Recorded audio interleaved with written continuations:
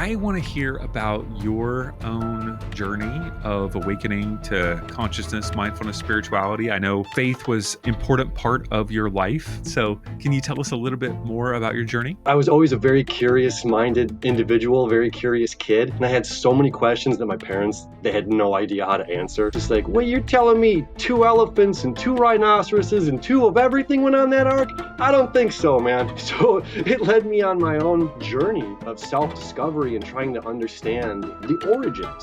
Don't look into astrology or don't look into this and these things are bad. You know, we're painting a picture of good versus evil and learn about the origins, which has just been a joy to learn about these origins. Once you look into that, Pandora's box and this information comes out, you can't unsee it. Like Manly P. Hall, I started just to study everything as far as religion goes, Kabbalah and Jewish mysticism. I started looking into everything. I wanted to learn about other practices, other religions, and a little 20-minute part in that movie that talks about astrotheology. And I think I was 26 and it absolutely flipped my lid. And I knew it was immediate truth.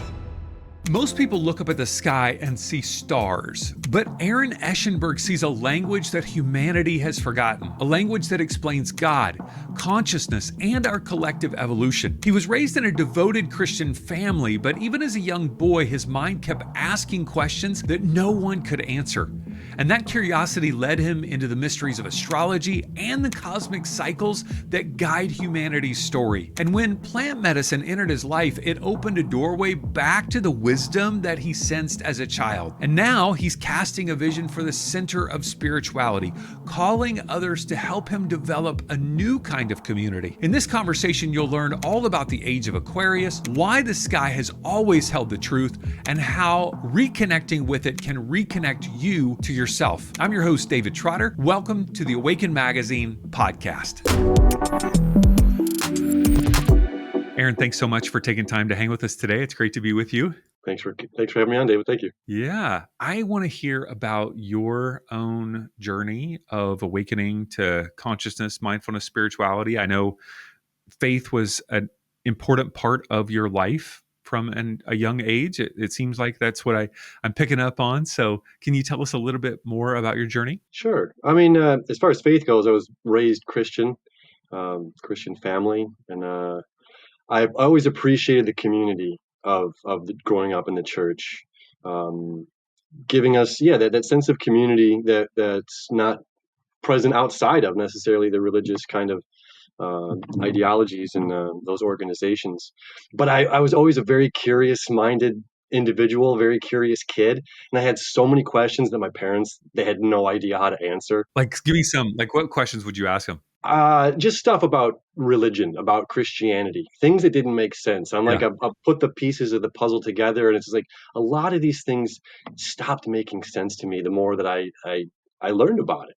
And it's just like, Mhm. wait, you're telling me 2 elephants and 2 rhinoceroses and 2 of everything went on that ark? I don't think so, man. And they're like, okay, so they had well, maybe you need to talk to the pastor. And then I had so many questions he didn't even know how to answer. So it led me on my own, journey of self-discovery and trying to understand the origins. And it's really interesting, like, you know, when you learn about what the church or whatnot is teaching you, or don't look into astrology or don't look into this and these things are bad, Satan and Lucifer. It's like, well, sure, we're painting a picture of good versus evil and Santa Claus versus, you're getting a present or coal, and you're either getting eternal afterlife or you're getting damnation in this place of eternal misery. And it's just like, it's going to scare the crap out of anybody. And then, once you start to dive into some of those things and you learn about the origins, which has just been a joy to learn about these origins and what they, what they meant, or what was like real. What were some of the first resources or individuals, leaders that kind of helped you start to put together things that started making more sense to you? Sure, like Manly P. Hall, people that I mean, I started just to study everything as far as religion goes, Kabbalah and Jewish mysticism. I started looking into everything. I wanted to learn about other practices, other religions, and how other people worshipped, I suppose, and their connection with God or whatever. There's been a ton of names for God throughout the years, Theo and Yahweh and Elyon, Elohim, God as we now currently call it. But even then, when you hear the word God, it's going to hit your ear, it's going to go into your brain, and your brain's going to start to process what that word means to you. And then so you can say, oh, God is within everything. And to somebody, that's gonna like fill their heart, and especially if they're like in a place of they're down or they're feeling insecure about themselves or something.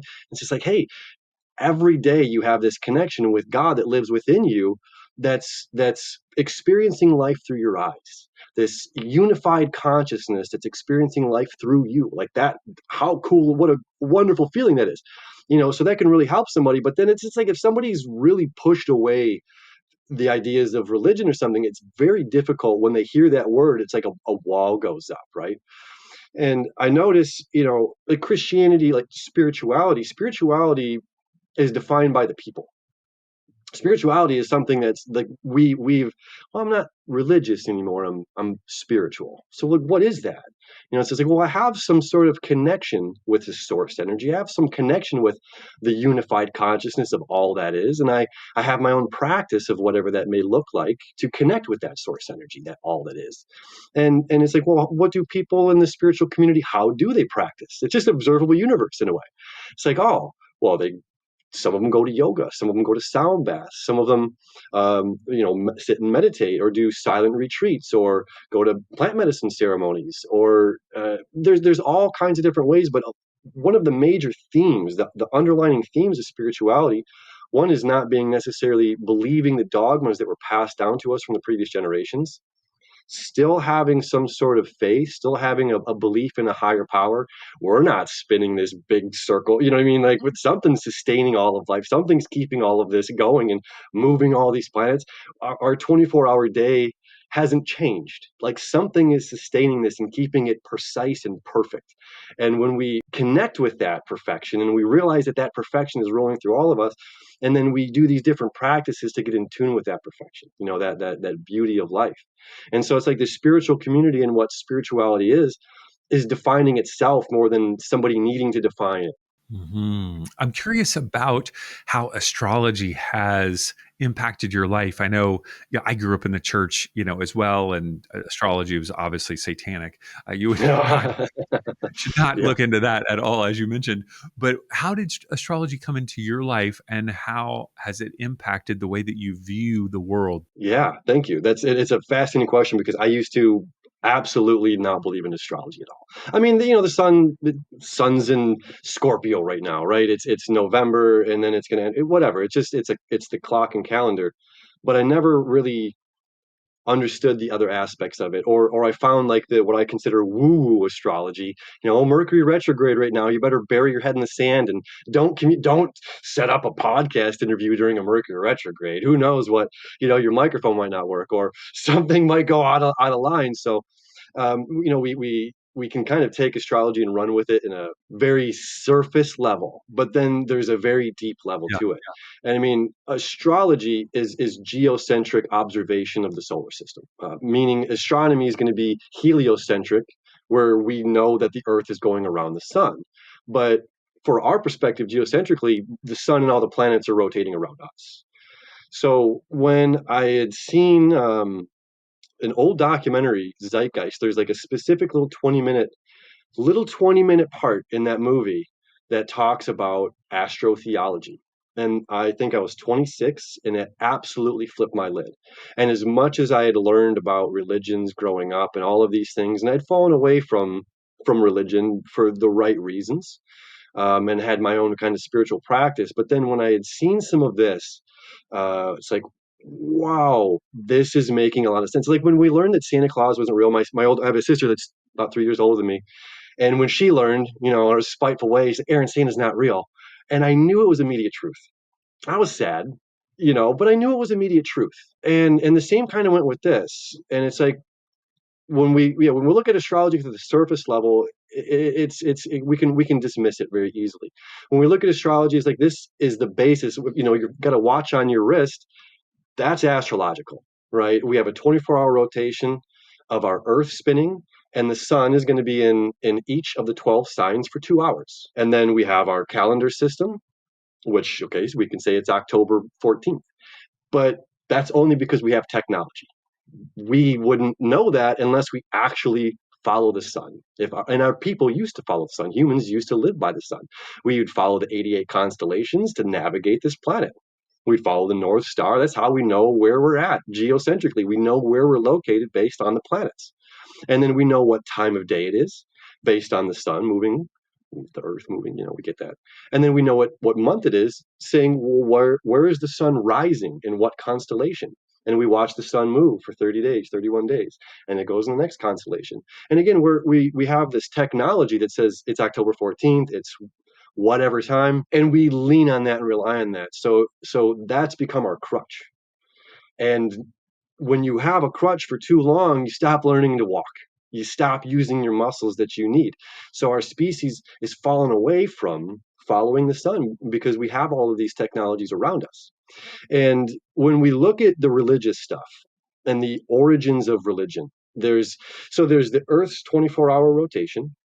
There's the revolution of 365 days, 366. And it's because at the North and the South Pole, the sun's going to rise. So the South Pole right here, this is the winter solstice, and the sun's going to rise until June 21st. And then it reaches the summer solstice. This is the height of the sun. And then it descends back down across over the equator, and then it essentially dies again, and then rises again and dies again. So here at the North Pole, this is why it's the elliptical.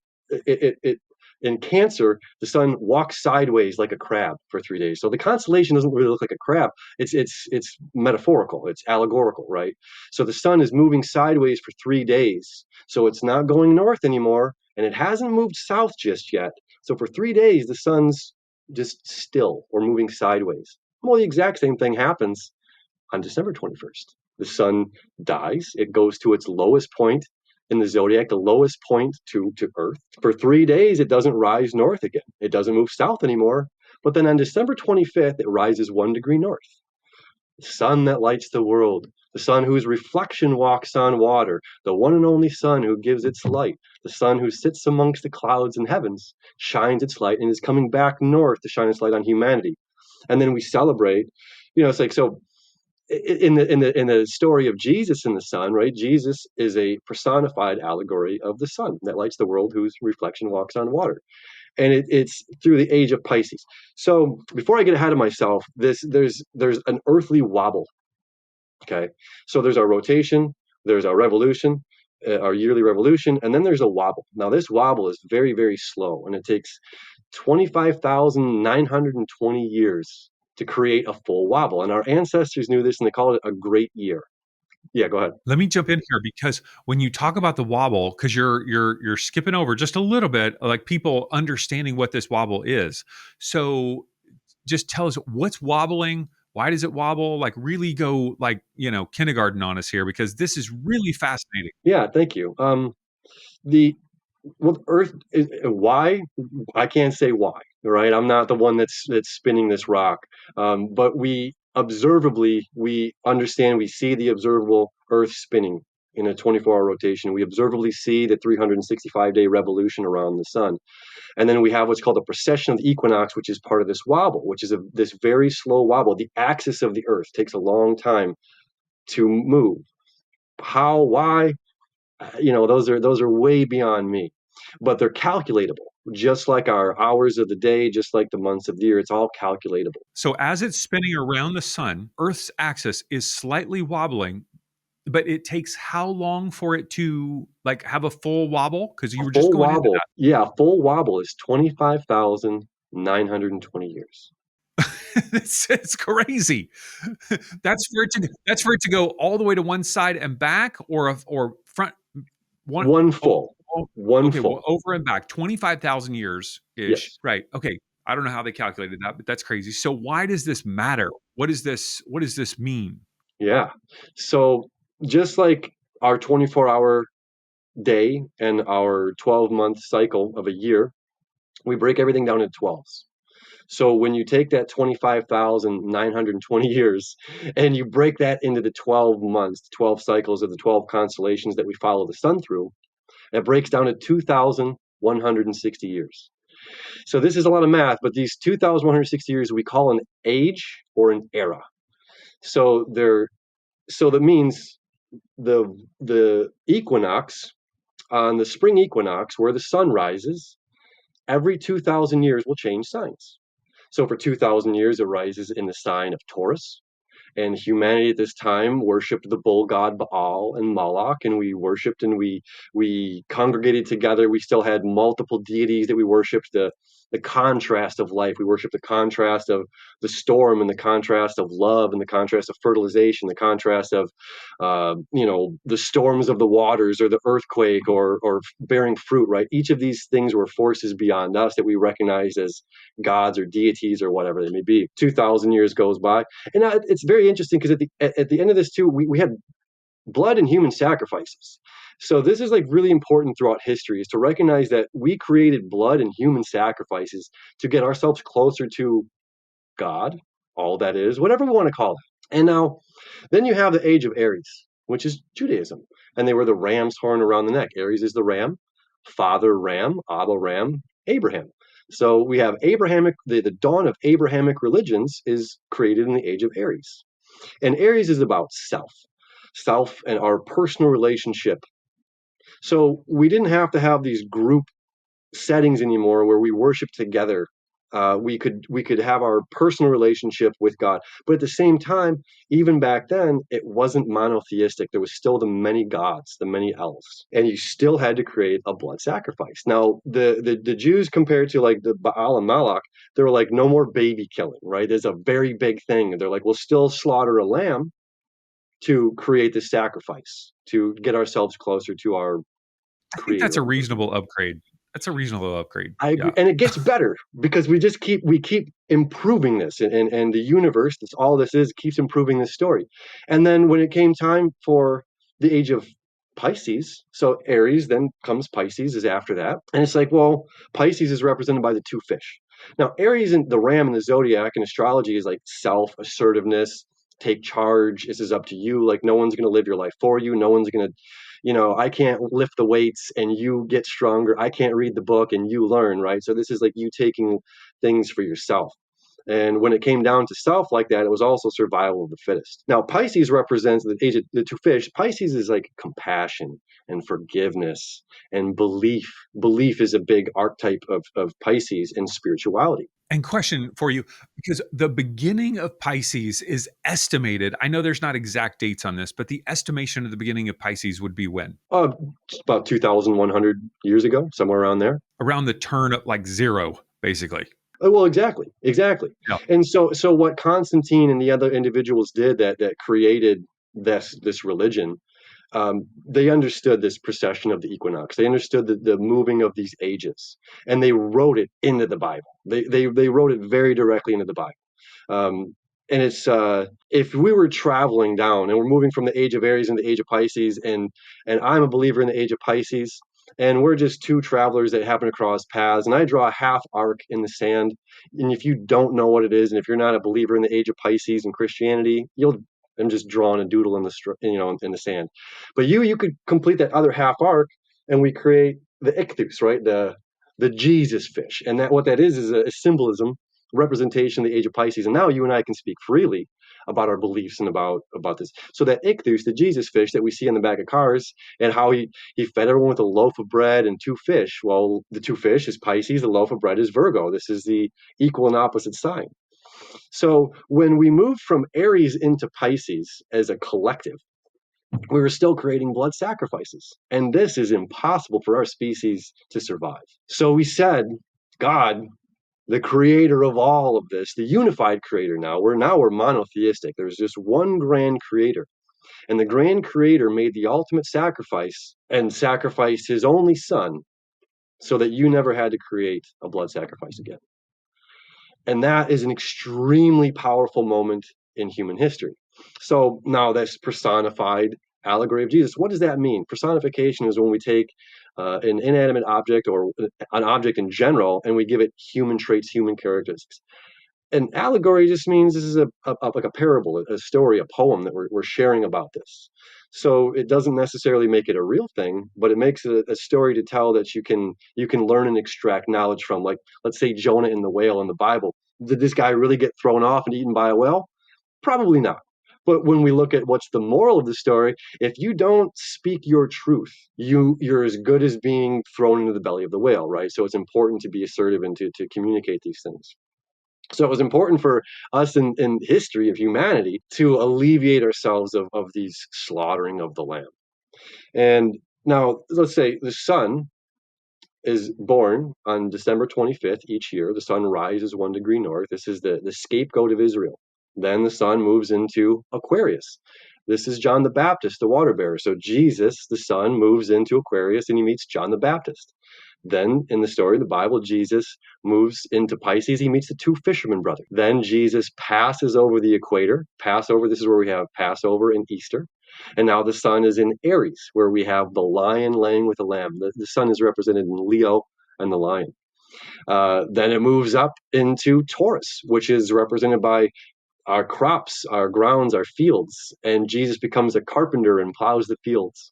Then the sun moves into the sign of Gemini, and Jesus becomes a teacher. And then at his height of his teaching is when the downfall begins. Well, why is that? That's because the sun is now going down, right? Or down, whichever side of the we're looking on here, it's flipped.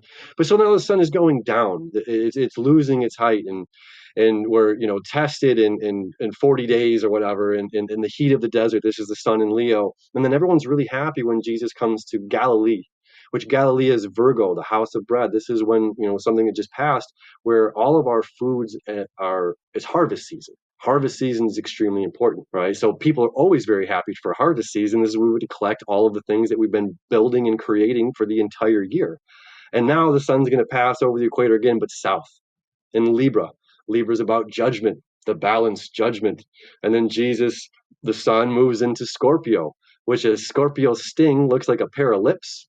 So the kiss of Judah is the sun moving into Scorpio, and then Sagittarius with the spear. And when the sun is on the other side of the spear, that's the lowest point.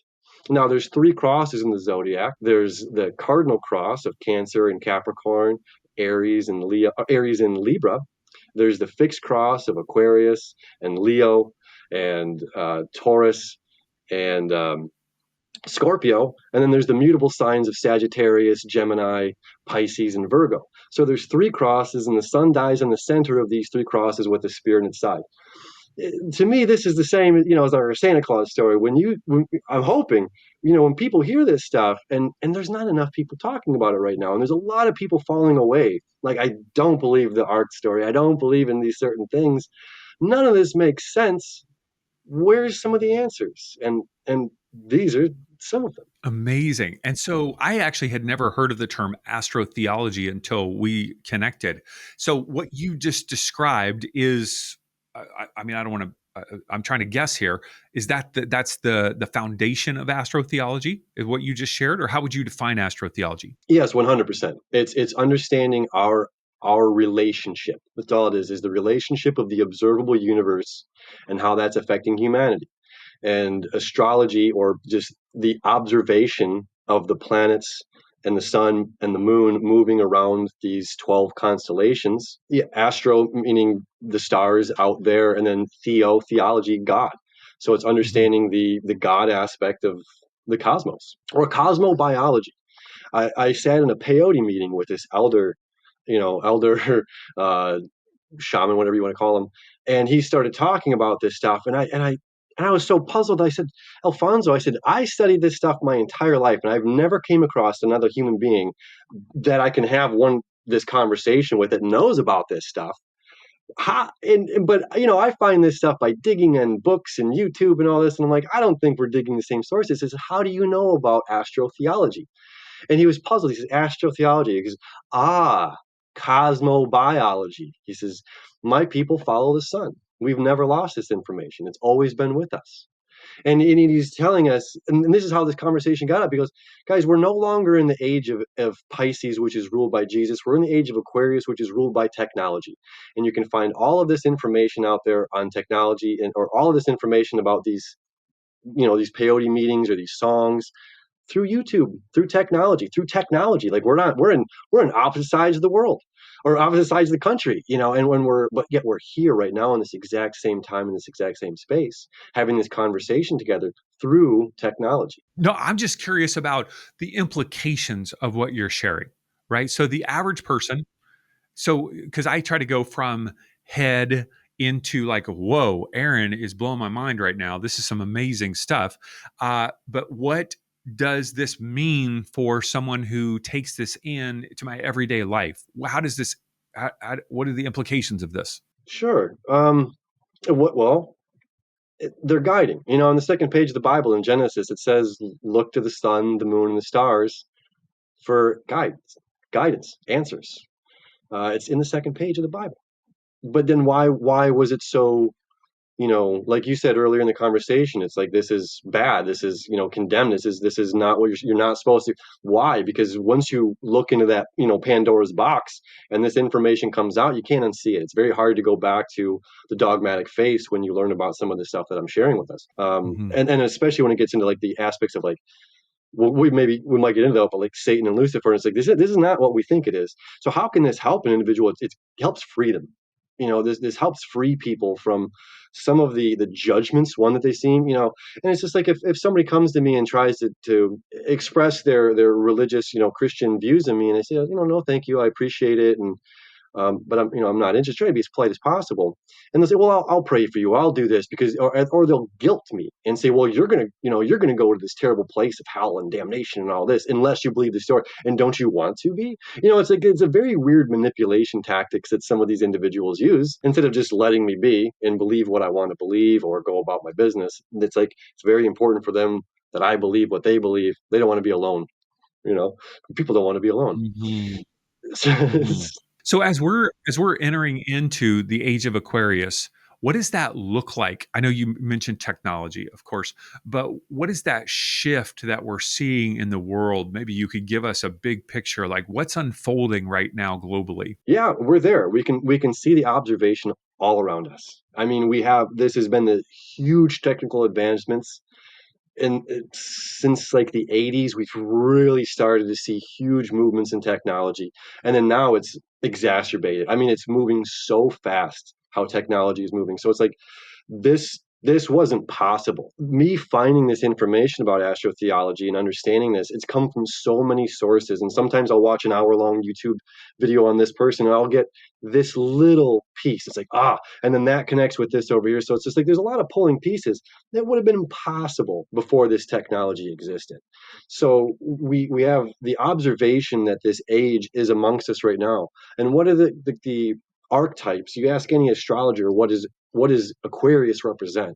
And they're going to say knowledge, technology, and communication. And through technology, you and I are having, sharing knowledge that's about community. And so for me, it's spirituality exists. We're not trying to create a new religion. We're just observing what's already there and trying to give it a home. That's what the center of spirituality is about. And it's a double entendre because the center of spirituality is not a building, right? It's the vibration, it's the understanding, it's the cosmos, it's all of this, the breath of life rolling through all of us. And it's connecting with that. That's the center. It's part of self.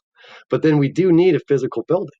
And where do people go that are spiritual people right now? We go to yoga classes, or we go to a cacao ceremony, or perhaps a medicine ceremony. And it's like you come in, you do your hour event, or you do whatever it is, and then you leave. Like there's no home yet.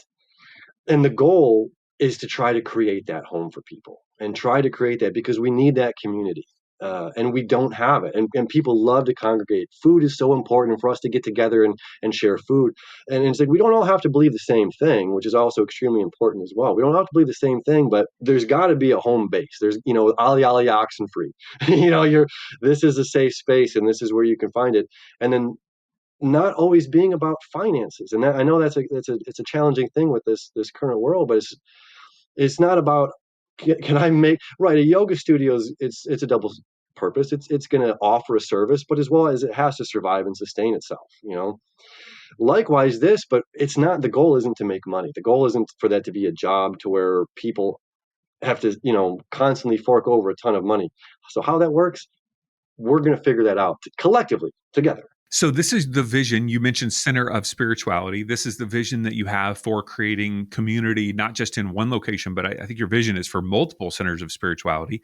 Like paint a picture of 5, 10 years from now. What would you envision, like best case scenario? What would you love to see? I mean, essentially like churches, but again, we don't need the dogma anymore. We don't need a son savior.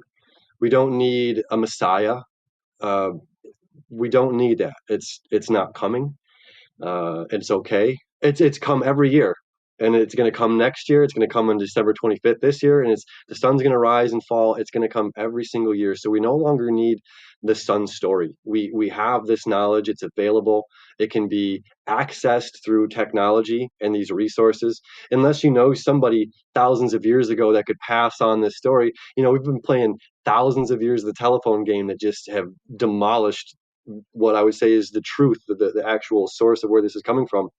So it's like if we can create these centers for people, and in these centers offer many of these services, the sound baths, the yoga, the what spiritual people already practice, and offer these services there for people, and then offer food, this congregating, eating together, commune together. And then when we look at astrology, this is there's always a story to pull from astrology, saying, well, where is the sun? Where is the moon? Where are these planets? And all it is a wheel of balance. And we've given attributes to these different star clusters. We've given attributes to different planets. And we say Mars is about assertion and moving forward and aggression. Doesn't mean bad aggression, or it could be passion. So we said, well, where's Mars right now? Right, Mars is in Scorpio, so this is about deep emotional passions. What are you particularly passionate about? Where's the sun right now? Sun's in Scorpio. No, sorry, Mars just moved into Sagittarius. So then, what is that?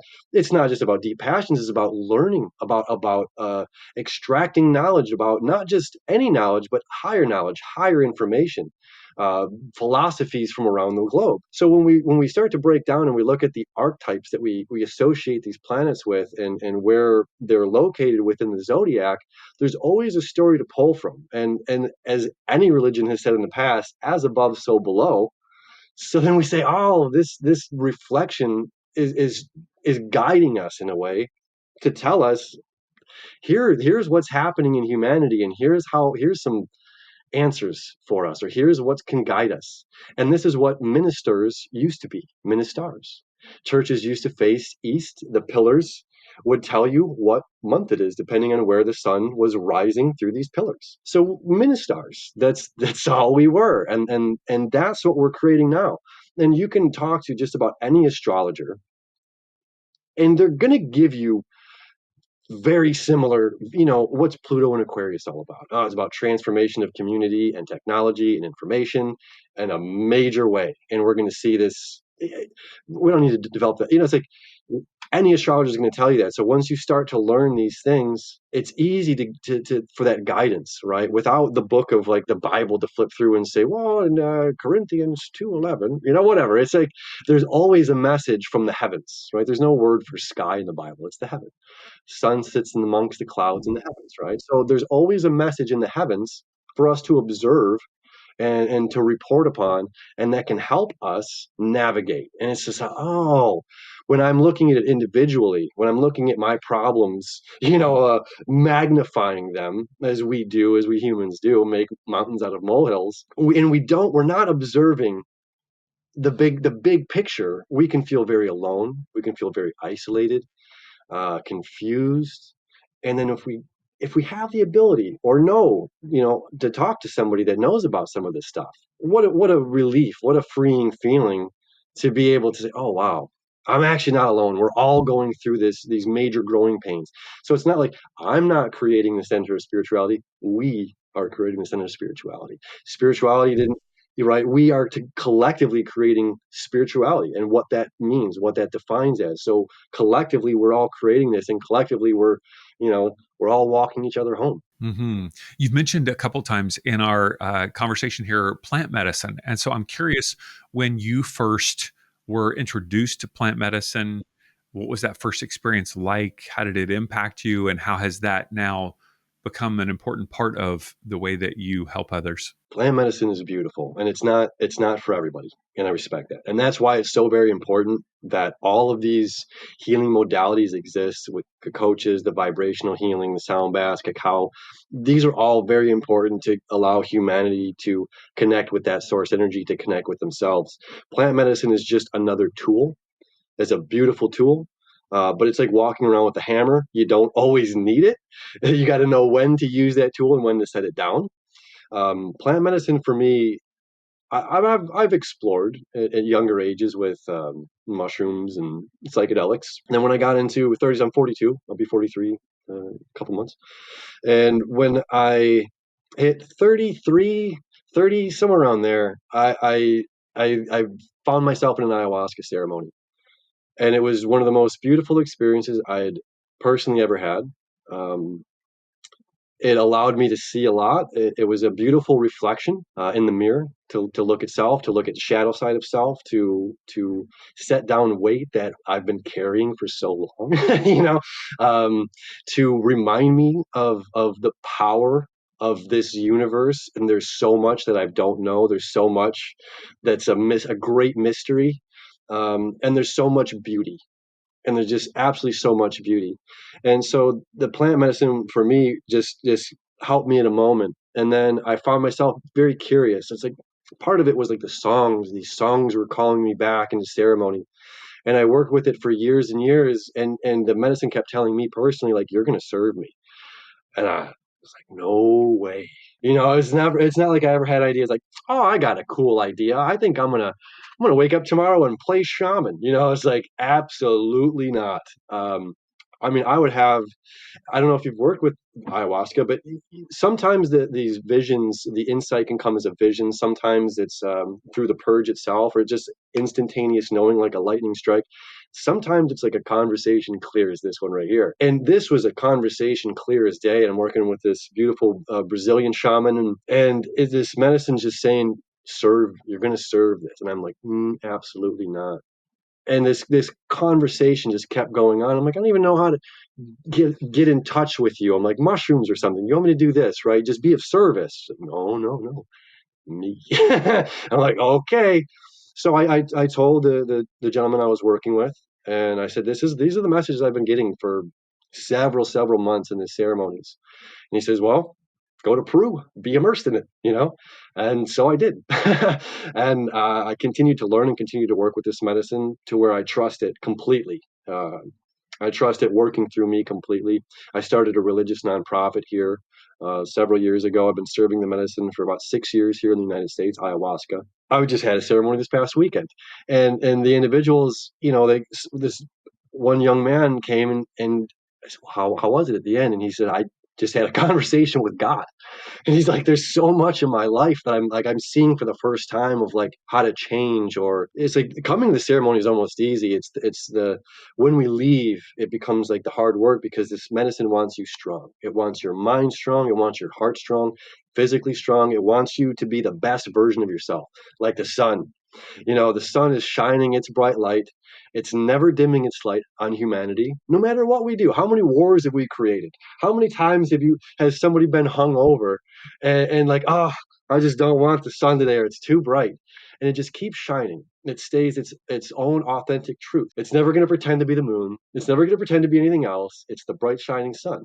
And that bright shining sun, like our egos, it can certainly destroy your crops if we don't water it, if we don't have the protection from the clouds.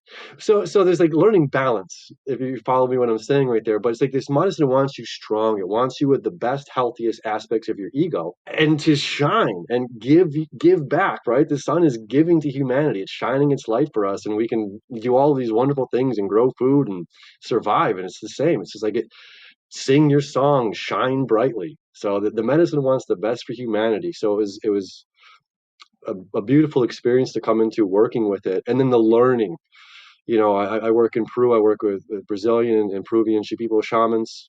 We don't call them shamans down there. They're different names. This is a word that we use here that makes sense. There's a lot of bringing this medicine to the north. And although we just see like just some white guy here, I'm old, man. We're all old. These are just we're recycled spiritual beings in these new earth suits.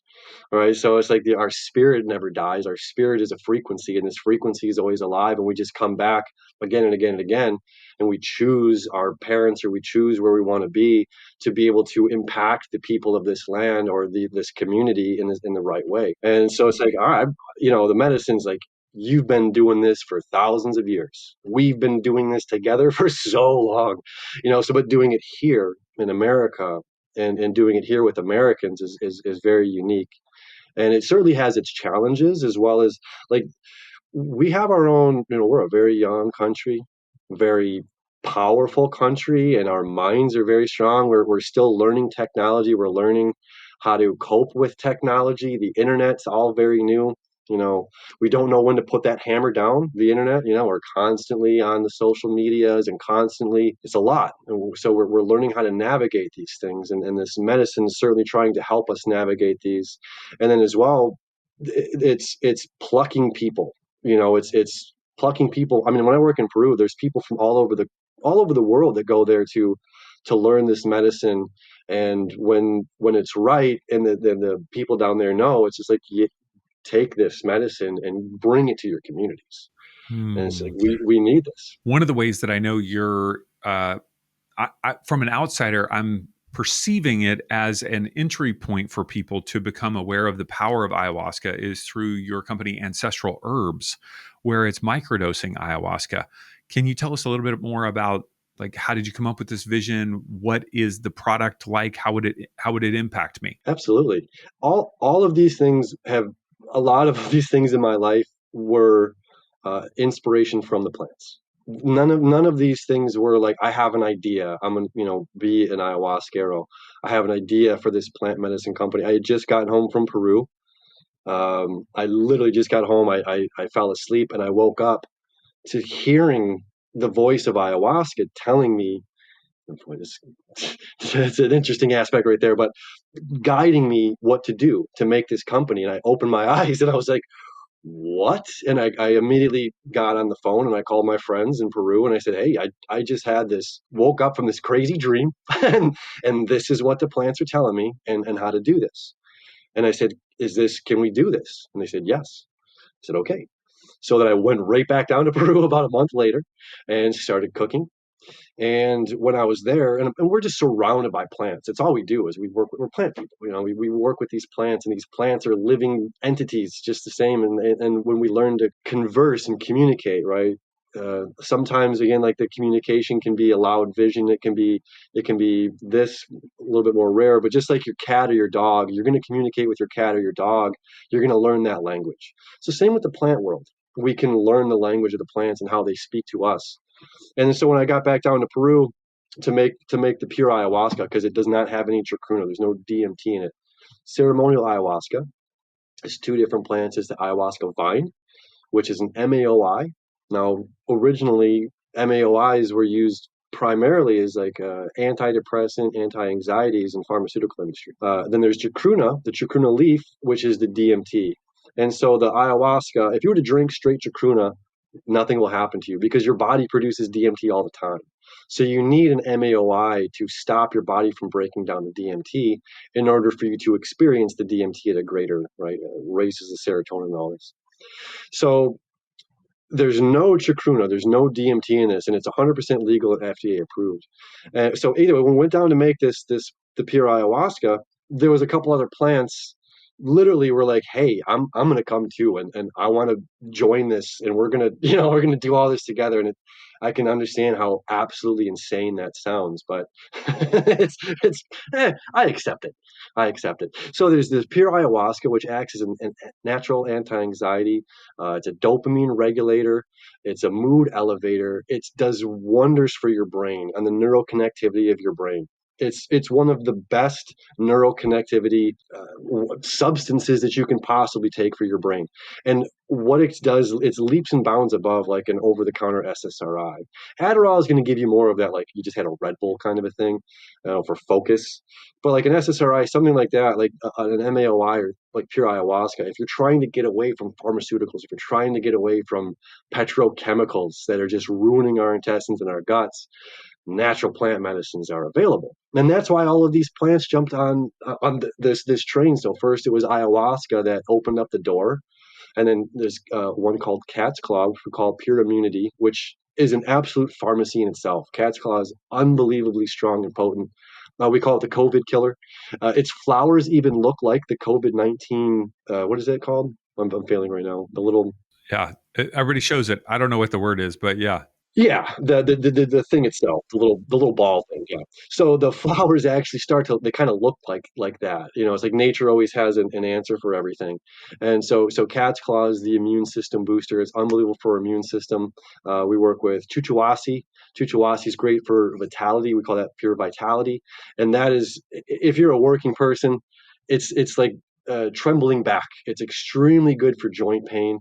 Anybody that's working with their hands, working on their knees, working with their back all day long, the Pure Vitality Chuchuasi is really, really fantastic for joint pain. We have the Pure Clarity, which is Pinot Blanco.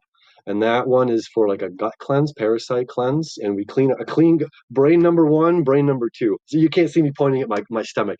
Our guts are brain number one. We have so many cell receptors, neural cell receptors in our intestines and our gut, and that follow your gut feeling, right? So if our guts aren't clean, we're sending bad signals back up to the brain. So having a clean gut is always important. So pure clarity is great for that. Bobensana is one of my favorites for our heart.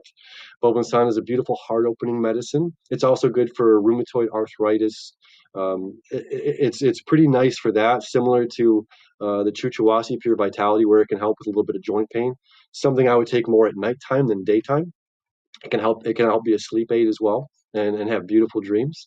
So Bobensan is just an absolutely beautiful 16-foot high shrubby tree with these beautiful pink and white flowers, and hummingbirds love it. It's a really cool tree. Then we have Pure Moon, which is for that one spoke very so unbelievably loud to me, and it's just strange because I'm a man. But that is like uterine cleanse, and helps with like PMS cramps and menstrual cramps, menopause. Like this has been an unbelievable, and to hear the response back from ladies, and again to have that particular plant call out to me and say, "Hey, you're going to help a lot of people. We're going to not you, but we, as the plant's recognizing itself as I'm stirring this pot. We have these big 30-gallon pots we just stir over these fires for days and days and days and days on end. And there's nothing in the United States, and I can say this very confidently. There's no drugstore that you can go into to find the potency of these, and it's just the way that we make them down in Peru. This old school way of making these products. It's like a 40-to-1 ratio of how strong they are. If you were to take a regular tincture and you fill a little vial with alcohol, then you put your plant matter in that tincture. Then after a month, 18 days, 30 days, you remove the plant matter, and what you're left with is that's your elixir. That's your tincture, and now the plant matter's part is absorbed into the alcohol, and you can take that and work with that. Well, what we're doing is, again, we're boiling down these pots and boiling it down to create a paste that is so unbelievably potent that, again, it's about 40 times the strength of a 1-to-1 ratio. So they're very, very, very powerful. And so the ancestral herbs, each one of those that you described is a separate, is a tincture. Is that correct? I call them plant extracts because tincture by definition is the 1-to-1 alcohol ratio. So I call them plant extracts. And yes, Okay. each one of them is one ingredient. It's Okay. just that one plant. And then I do have to preserve it with alcohol, but I use organic cane alcohol. So Okay. And so if someone was interested in that, obviously we'll link to the website, which is, ancestralherbs.com. yeah. And so if someone is looking for those, they're going to look for something that resonates with a particular felt need, a challenge that they're having right now. If they feel like, if there was a go-to one that you said, I'm not having a big challenge right now. What's the one that you would go to like take something to the next level? Which one would you suggest? The pure ayahuasca is unbelievable. Again, what that does for our brains, how our neurons that wire together fire together right? So if these neurons aren't firing, if for some reason we had our neural net of our brain fired very well when we were younger, and the more that we grow older, those neurons kind of break apart and fall apart, which is why we lose some of that childlike luster and wonder of the world. Is why we sometimes can't appreciate those little things. Oh wow, so when neurons are firing together, this is the connection of the brain that's allowing the information to pass, and then the chemicals to pass through. So my grandma takes it, my mom, like my family, like there's so many people that I know that are like, that stuff is just works so good for me. And then as well as what it does, just a general boost of the mood, just this little bit of lightness. But it's not just the mood, it's what it's doing for your brain and your body. It's just unbelievable. And you take just a small dose of that in your mouth or in a drink. And when do you do that? Yeah, anytime. Yes, it's just a little dropper bottle. So you just put it under your tongue. You can put a couple drops. You can put a full dropper if you'd like, and see what works. What makes sense for you. And like, I mean, even with like the pure moon with ladies, some ladies are like, oh, I'll just take a couple drops, and then it's fine. Some will say, well, I'll take a full dropper. And I mean, I've had the experience with that, and say, as a 30-year-old woman, I've never forgot I was on my period. And they're like, this is good stuff. And like, I want to help promote this for you. So it's like, so these are all like these plants. These plants want to serve humanity. They want the best. They want the best for us. I know you said you were really drawn to the moon. Are you taking that yourself? No, no. I mean, it's good for muscle spasms. So if for whatever reason, A it's back not that I was issue or drawn. something? Yeah, it's not that I was drawn to it as much as it. Again, they kind of jumped out, and they're like, Sure, hey, sure. work with me, like, I Yeah, want to yeah. come on this journey north. And then just that one, for whatever reason, when I was stirring the pots with that, it was just the most verbal, in the Yeah, yeah. strangest way I can say. It was the most Yeah, yeah. verbal, next to ayahuasca, the pure being. Yeah. If someone wants to work with you, obviously they can purchase the ancestral herbs. If they're interested in ayahuasca ceremony, what are some other ways that people can get involved with the center of spirituality? If they're really resonating with your vision, they want to connect with you, they want to learn more. I'm not talking about just reaching out on your website, which we'll link to, but what are the ways that people can connect and work with you in this season? Well, you can reach out to me via email, mytranscendence@gmail.com. Mi Transcendence is Michigan right now, but that's why we've kind of changed to Center of Spirituality. Is it's bigger than Michigan. We're trying to go as far as we can with this. And of course, this is a board. You can find me on YouTube. I put out a lot of information about the astrology, just to help, the full moons, the new moons. What are these planets trying to share with us right now? So I try to share a lot of that here on YouTube or wherever this is going to be. And so it's just my name, Aaron Eschenburg. You can find me there, or at centerspirituality.org. There's going to be some information on there for us as well, for the big picture kind of stuff. How do people find out about ceremonies that you host? Like, how does that, is it word of mouth in your Detroit area? Is that primarily how it happens? It is, and that's one of the things as well as what the spiritual community is creating. These medicines they're not going anywhere. They've been here for humanity for a long time. There's legal ramifications. I personally, I don't see stuff like this from other ayahuasqueros or ayahuasqueras, shamans, whatever you say. Like, I don't see videos at all of people that serve in the United States, and there's really good reason for that. Fear.